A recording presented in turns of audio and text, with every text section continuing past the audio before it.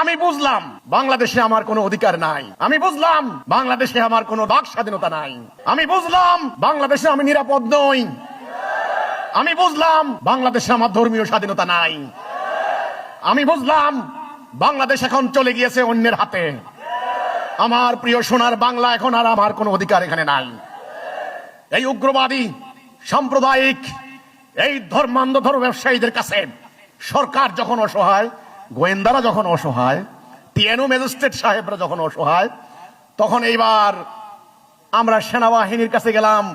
সেনাবাহিনী হচ্ছেন বাংলাদেশের শক্তির এখন বর্তমানে একটা প্রতীক, আস্থা ভরসার জায়গা। আমি বললাম সেনাবাহিনীর কাছে যাও।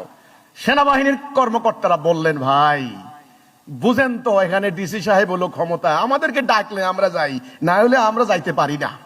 আমি বুঝলাম আমার বেলায় সেনাবাহিনীও আসবে না। রংপুরে আমার ভাইদেরকে যখন হামলা করেছে, প্রকাশ্যে আগুন দিয়ে 14টা বাড়ি জ্বালিয়ে দিয়েছে, গরু লুট করেছে, সেনাবাহিনী ছিল কিছুই করে নাই, একটা বাঁশের হুইসেল পর্যন্ত দেয় নাই। আমি বুঝেছি আমি কোন রাষ্ট্রে বাস করি। আমাকে সরকার মহোদয় আপনারা আর বুঝাইতে হবে না। এখন আমার করণীয় আমি ঠিক করব। জাতীয় আন্তর্জাতিক গণমাধ্যম, আইন প্রয়োগকারী সংস্থা, জাতিসংঘ থেকে শুরু করে আঞ্চলিক সংস্থার সরকার সবাইকে জানান, জানাইতে থাকেন আমরা আজকে আক্রান্ত, আমরা নিপীড়িত, আমরা আজকে বিচারহীনতার মধ্যে বাস করছি, একটা মব সন্ত্রাসের মধ্যে আমরা বাস করছি, আমাদের মানবাধিকার লঙ্ঘিত হচ্ছে প্রতি মুহূর্তে মুহূর্তে, আমরা আতঙ্কে ঘুমাতে পারি না, আমাদের ভাইদেরকে হামলা করা হচ্ছে। এই বিষয়টি আপনারা সরকারকে, আইন শৃঙ্খলা বাহিনীকে, আন্তর্জাতিক সম্প্রদায়কে জানান। জানাইলে কি হবে? আমি জানি কিছুই হবে না। কি করবেন তাহলে?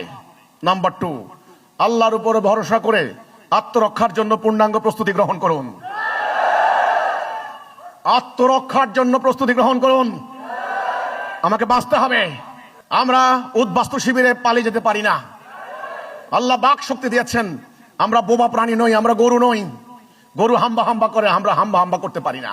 আঙ্গ নোয়াখালীতে সব সময় আঙ্গ বিরুদ্ধে একটা শ্রেণীর উগ্রবাদী মব সৃষ্টিকারী একটা গোষ্ঠী উস্কানি দিয়ে যায়। সেই ক্ষেত্রে আমরা সব সময় একটা হুমকির মুখে থাই, জানমাল নিরাপত্তার একটা হুমকির মুখে।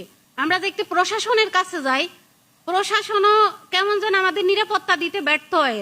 এই ক্ষেত্রে আমাদের বিরুদ্ধে যারা উস্কানি দেয়, হেতা করে প্রশাসন বিভিন্ন সভা সেমিনার করার লাই অনুমতি দেয়, কিন্তু আমরা কি লাঙ্গরে দেয় না। এই ক্ষেত্রে আমরা আপনার কাছে জানতে চাই আমাদের করণীয় কি? এটা বাংলাদেশের এখন রাষ্ট্রের নীতি, মাইট ইজ রাইট। রাষ্ট্রের বিভিন্ন জায়গার কর্মকর্তারা সাফ সাফ বলে দিয়েছে, আমাদের প্রতিপক্ষ যারা, তাদের নাকি সংখ্যা বেশি, তাদের নাকি শক্তি বেশি, এই জন্য তারা